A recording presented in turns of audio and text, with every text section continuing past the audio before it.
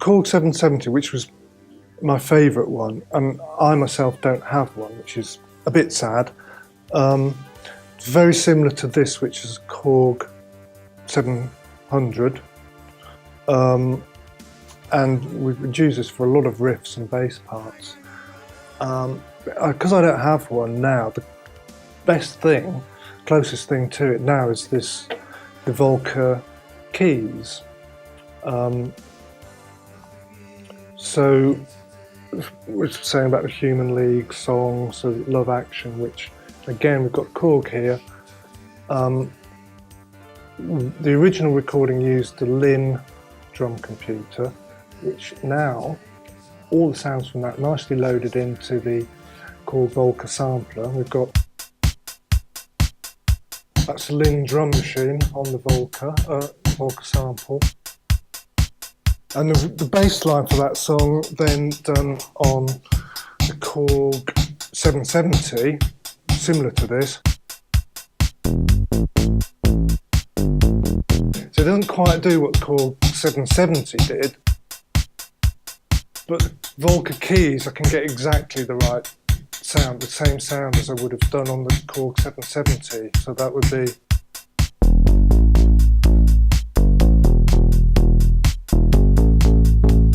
So that's more like Korg 770, and it's got a little better resonance on it and a little sharper attack on it as well.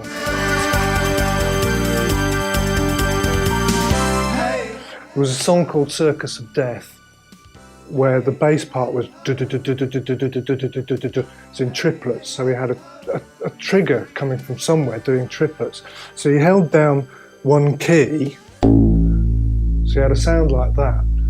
But it was chopped up by this signal, so you just held your finger down like that. But you held it down, it went, and then you just changed from note to note.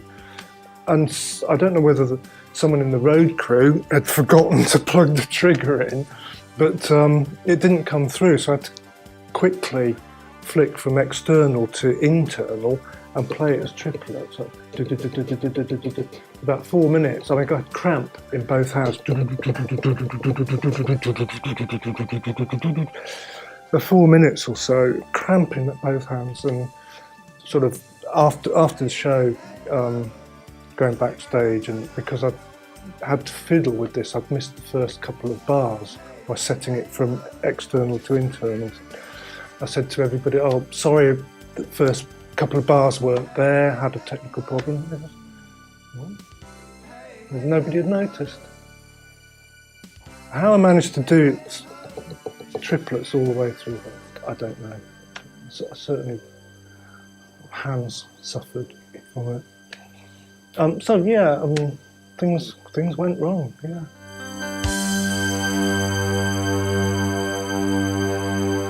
No, didn't do any music till about 2 years ago. I started again.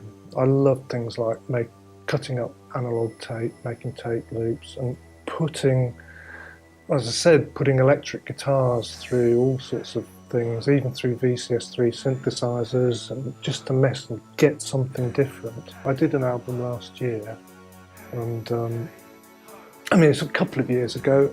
I thought I've got all these what are now known as vintage synthesizers up in an attic. I ought to get them down and see if they work. Somebody might be interested in having them or buying them. But of course, to get them to work, most of them are modules in a rack, so you have to plug them in to get them. So I had to plug them into a keyboard to see if they work, and which led to hooking them up to some sequencing software. And before I knew it, I was writing stuff. So after 10 songs, I thought, well, that's an album. So, and it'll get released at some point. It'll be out on iTunes. When? I'm not sure, but yeah. Certainly the Volca keys gets used a lot.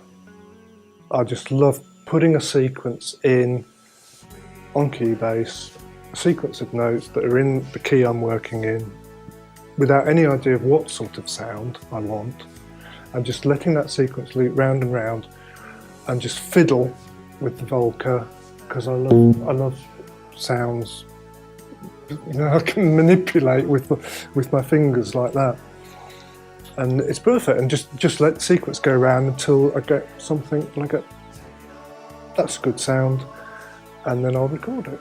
What I find as well, because it's again, we used to do this with Korg and other synthesizers, would be to do more than one pass, and even if it was being driven by a computer, because it's analog, when you record 2 or 3 passes, they're all slightly different to each other, which is another analog thing. And again, that's where you get these great sounds. So with the Volca keys, I mean, almost everything I do with that, I will record 2 or maybe 3 passes of it, and just get that, and of course you then can spread it across the stereo as well. So, yeah.